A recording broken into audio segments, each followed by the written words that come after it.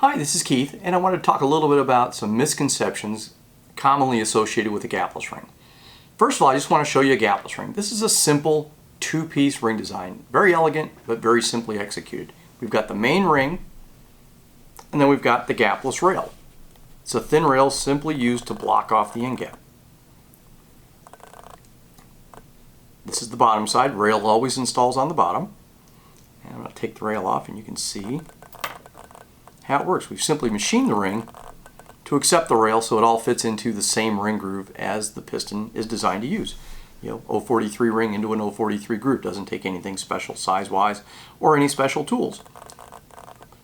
One of the things I want to talk about though is the gapless ring is always the same ring material, meaning a ductile moly gapless ring is the same ring and material as a ductile moly ring. Stainless steel, it's still stainless steel. Tool steel, it's still tool steel. It doesn't change when we go to gapless. It doesn't change the material of the ring, and it doesn't change the face of the ring where it rides on the cylinder walls.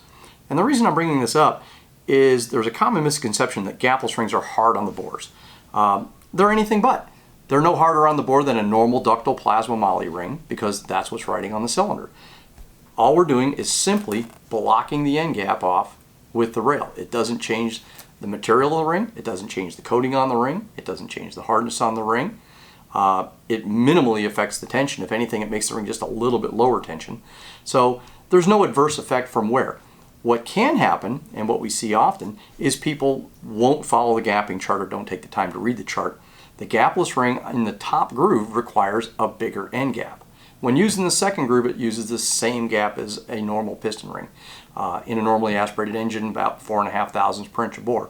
But on a gapless top ring, it stops the heat in the crown of the piston, so you have to increase the gap.